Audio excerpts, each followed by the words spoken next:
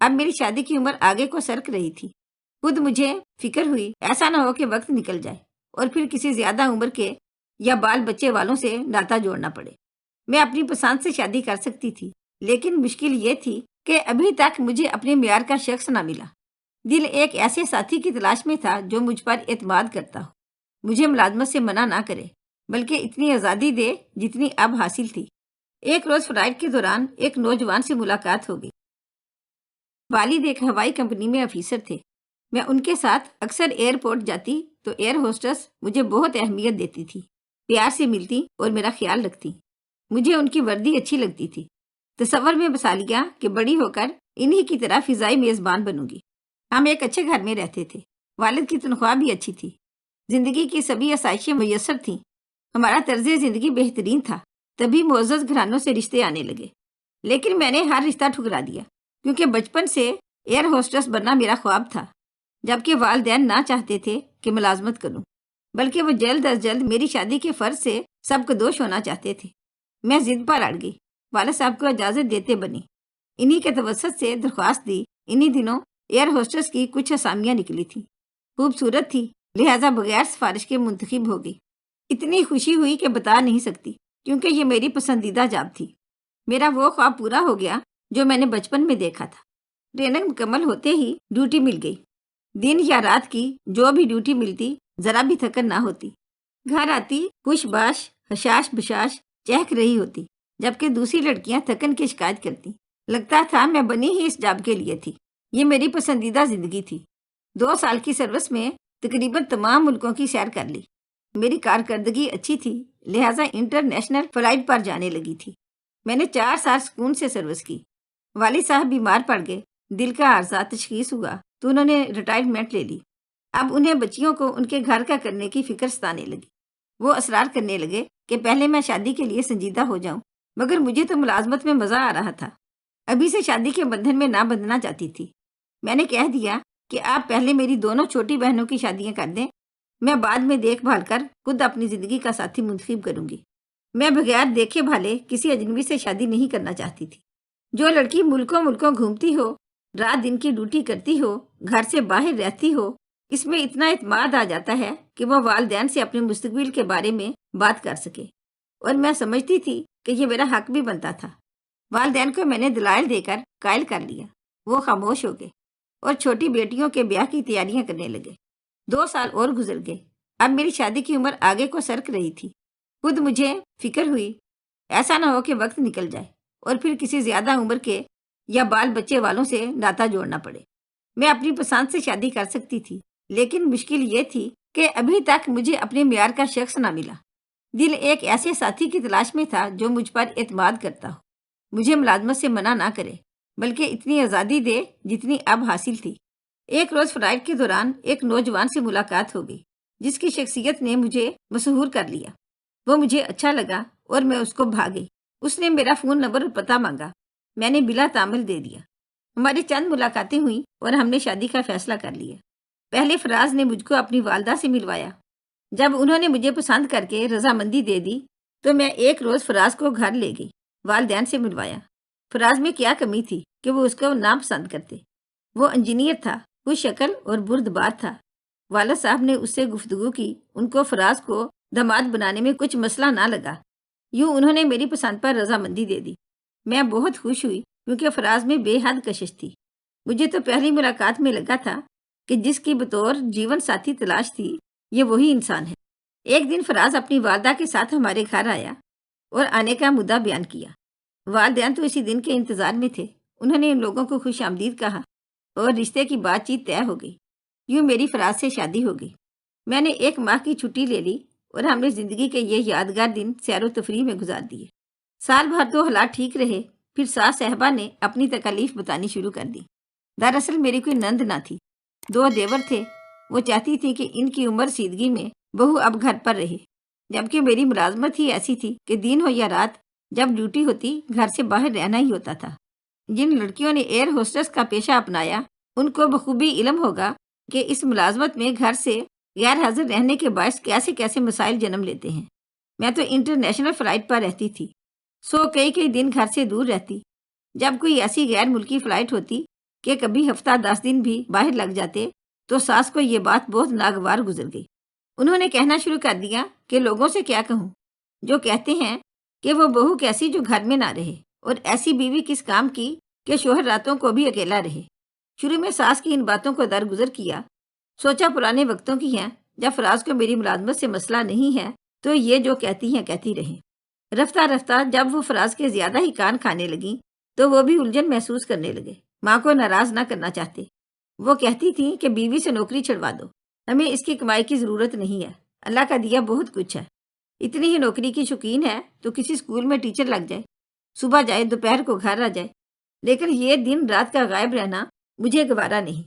جو رشتے دار آتے ہیں یہی کہتے ہیں فراز کی بیوی گھر میں نہیں رہتی، یہ ہمارے لیے بڑی بے عزتی کی بات ہے، ایسی نوکری جائے بھاڑ میں، تم کما رہے ہو، وہ گھر بار دیکھے اور آرام سے تمہاری کمائی کھائے۔ میں اب بوڑھی ہو چلی ہوں، مجھ سے گھر کی تمام ذمہ داریاں سنبھلتی نہیں۔ فراز نے روز روز کی ماں کی چک چک سے تنگ آ کر بالآخر ایک روز مجھے کہہ دیا کہ تم اب ملازمت سے استعفیٰ دے دو، ورنہ اماں مجھے جینے نہ دیں گی، وہ بہت بے سکون ہوتی ہیں تمہاری دن رات کی غیر موجودگی کے باعث۔ دراصل ان کا کہنا بھی درست ہے، وہ شوگر کی مریض ہیں، سارا انتظام نہیں سنبھال سکتی، تھک جاتی ہیں، ان کو گھر میں تمہاری اشد ضرورت محسوس ہوتی ہے، اس بات کو تم سمجھو یا نہ سمجھو۔ فراز، لیکن تم نے تو مجھے شادی سے قبل اس بات کی اجازت دی تھی کہ میں ملازمت جاری رکھوں گی اور تم منع نہیں کرو گے۔ یہ معاملہ ہمارے درمیان طے ہو گیا تھا، ہوا تھا، لیکن عمر بھر کے لیے نہیں، اب مجبوری ہے۔ ماں پریشان رہتی ہے، آخر کار ان کے بارے میں ہمیں ہی تو سوچنا ہے۔ وہ خواہ مخواہ پریشان رہتی ہیں، گھر میں نوکر ہیں، ملازمہ ہے، ان کو کام کی کوئی پریشانی نہیں ہے۔ میری آپ سے یہ بات شادی سے پہلے کی طے ہو چکی ہے کہ ملازمت نہ چھوڑوں گی، اور آپ نے منظور کر لیا تھا۔ آپ یہ بھی جانتے تھے کہ اس ملازمت کی نوعیت ایسی ہے کہ مجھے گھر سے کبھی رات دن باہر رہنا پڑتا ہے۔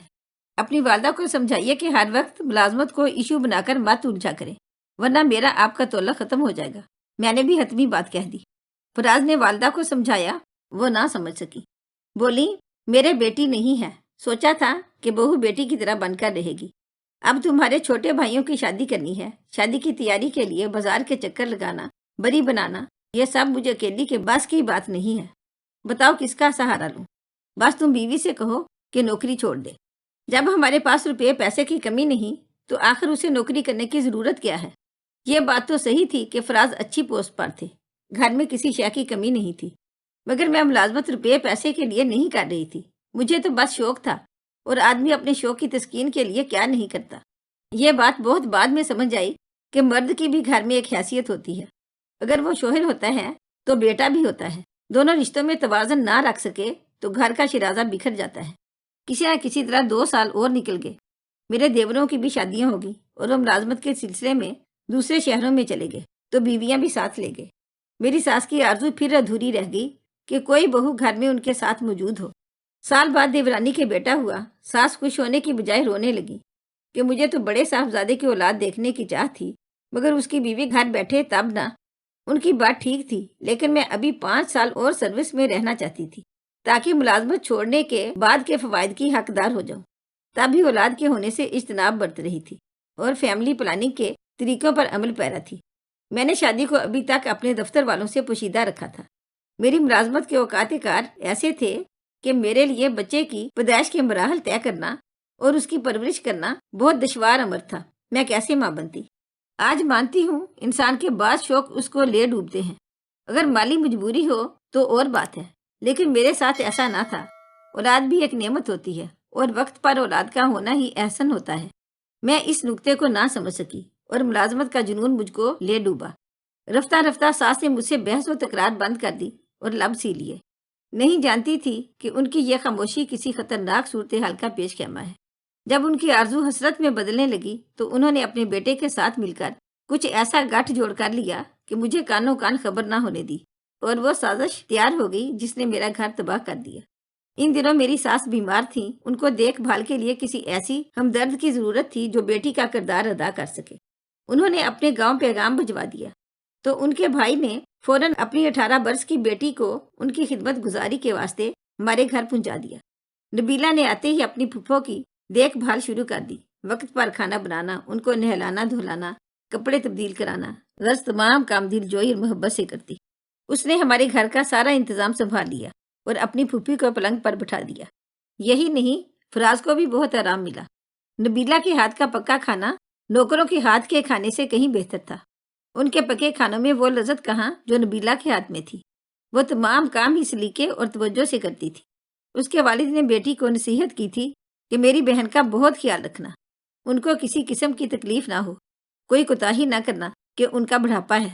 مجھے فراز پر کتنا یقین تھا، لگتا تھا کہ ہمارے درمیان اعتبار کا رشتہ کبھی نہ ٹوٹے گا۔ وہ کبھی کسی اور عورت کو نہ چاہیں گے، مجھ سے کبھی دھوکہ نہ کریں گے۔ یہ بعد میں پتہ چلا کہ پیار کا سپنا سپنا ہی ہوتا ہے، دراصل حقیقت وہ شے ہے جس کو جھٹلایا نہیں جا سکتا۔ میاں بیوی کے رشتے بھی ضرورت کے دھاگوں سے بندھے ہوتے ہیں۔ میں تو فلائٹ پر ہوتی، گھر پر فراز اور نبیلہ ہوتی۔ وہ گاؤں کی سیدھی سادی لڑکی تھی جو صرف 8ویں پاس تھی، مگر اس میں وہ گن تھے جو ساس بہو میں دیکھنا چاہتی تھی۔ بس اس کی قسمت جاگ رہی تھی کیونکہ میری قسمت سونے والی تھی۔ ماں نے فراز کو اپنی قسم دی کہ تم میری بھتیجی سے شادی کر لو تاکہ میں تمہاری اولاد کی خوشی دیکھ کر مروں۔ تمہاری بیوی ایئر ہوسٹس رہنا چاہتی ہے تو اس کو ایئر ہوسٹس ہی رہنے دو۔ وہ نہ تو ماں بننا چاہتی ہے اور نہ بہو اور نہ بیوی، پھر وہ ہمارے کس کام کی ہے؟ غرض رو پیٹ کر انہوں نے فراز سے اپنی بات منوا لی اور مجھ سے چھپ چھپا کر نبیلہ کا نکاح خاموشی کے ساتھ فراز سے کروا دیا۔ لڑکی کے والدین نکاح میں بلوا لیے، نہ کوئی برات نہ دھوم دھڑکا۔ لڑکی تو پہلے سے ہی گھر میں رہ رہی تھی۔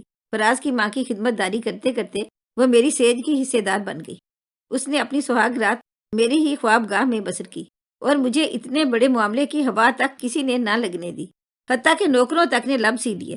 میں گھر آتی، نبیلہ پہلے جیسی بے زبان مسکین خدمت گزار بن جاتی، مجھے کھانا ہاتھ میں دیتی اور میری بھی خدمت کرتی۔ میرے سامنے فراز یہ ظاہر نہ ہونے دیتے کہ ان کا نبیلہ سے کوئی تعلق ہے۔ وہ تبھی ان سے دور دور رہتی، غرض جس طرح اس کو میری ساس نے سمجھایا تھا وہ ویسے ہی کرتی۔ سال بعد یہ بھید کھلا جب وہ ایک بچے کی ماں بننے والی تھی۔ ظاہر ہے کہ اب اس راز کو کیسے پوشیدہ رکھا جا سکتا تھا۔ جب یہ خبر ساس نے مجھے سنائی تو میرے حواس جاتے رہے۔ پہلے تو جی چاہا کہ ہر کسی کو شوٹ کر دوں، پھر دل چاہا کہ خودکشی کر لوں۔ یہ دونوں کام ہی ناممکن تھے۔ رونے سے توہین کا احساس اور بڑھ گیا۔ کچھ سمجھ میں نہ آیا تو بیگ میں چند کپڑے ڈالے اور ایک سہیلی کے گھر چلی گئی۔ میرے بہت رو چکنے کے بعد اس نے سمجھایا کہ اب میں صدمے کو حوصلہ سے برداشت کروں کیونکہ قصور میرا بھی تھا۔ ربینہ نے مجھے سمجھایا، عالیہ دیکھو، مرد شادی کرتا ہے تو گھر آباد کرنے کے لیے، اپنے سکھ کے لیے اور نسل آگے بڑھانے کے لیے۔ تم نے فراز کو کون سا سکھ دیا ہے؟ تمہیں تو اپنی نوکری کی پڑی رہی، یہاں تک کہ فراز کو تمہاری ضرورت ہی نہ رہی، اور اب تمہاری عمر 35 سال ہو چکی ہے۔ اولاد نہ ہونے کے لیے گولیاں کھا کھا کر اپنی صحت تباہ کر چکی ہو۔ میں نے حالات کا تجزیہ کیا، قصور اپنا ہی نکلا۔ میں فراز کو نبیلہ کے بغیر دیکھنا چاہتی تھی، جبکہ اب وہ اس کے لیے اہم ہو چکی تھی کہ اس کے بیٹے کی ماں بن گئی تھی۔ سوچا کہ اب تو بربادی ہو چکی، گھر کی مالکہ دوسری عورت بن گئی، تو اب کس کے لیے ملازمت چھوڑوں؟ بعد میں فراز اور اس کے والدین نے میرے والدین سے معافی مانگی۔ حالات کو دیکھتے ہوئے انہوں نے مجھے فراز سے صلح کے لیے کہا، کیونکہ دواؤں کے مسلسل استعمال کی وجہ سے میں ماں نہیں بن سکتی تھی۔ ساس نے بھی مجھے منانے میں کوئی کسر نہ رکھی۔ تب میں اپنے گھر چلی آئی، کیونکہ اپنے گھر کے سوا مجھے کہیں سکون بھی تو نہ ملتا تھا۔ اولاد کے علاج کے لیے فراز مجھے لندن لے گئے، لیکن ڈاکٹرز نے بتایا کہ اب میں ماں نہیں بن سکتی۔ نبیلہ کو خدا نے 6 بیٹوں سے نوازا، اس کا دل شاد اور گھر آباد ہے، اور میں اس کے بچوں کی بڑی ماں ہوں۔ نبیلہ اور فراز نے بچوں کی یہی تربیت کی ہے کہ وہ مجھے بڑی ماں کہیں، سمجھیں اور میرا ادب کریں۔ وہ میرا ادب کرتے ہیں، میں سوتیلی سے ہی، وہ مجھے ماں ہی کہتے ہیں اور فرما برداری کرتے ہیں۔ یہ خدا کی شان ہے کہ وہ کسی درخت کو پھل پھولوں سے لاد دیتا ہے، اور کچھ عورتیں ببول کے جھاڑیوں جیسی جن پر صرف ببول ہی اگتے ہیں۔ وہ عورتیں خوش نصیب ہوتی ہیں جو ماں کہلاتی ہیں اور ماں کے رتبے کو پہنچتی ہیں، کیونکہ عورت کی عظمت اور شان اسی میں ہے کہ وہ ماں کہلائے۔ میں نے ملازمت چھوڑ دی ہے، مگر اب پچھتاتی ہوں۔ مرد ہو یا عورت، انسان کو چاہیے کہ وہ حقیقی زندگی جیے اور تخیل پرست نہ بنے، کیونکہ غیر قدرتی زندگی بسر کرنے والوں کو سچی خوشیاں نہیں ملتی۔ اگر آپ کو ہماری آج کی کہانی اچھی لگی ہو تو پلیز اسے لائک کریں، شیئر کریں، اور مزید اچھی ویڈیو کے لیے ہمارے چینل کو سبسکرائب کریں۔ شکریہ۔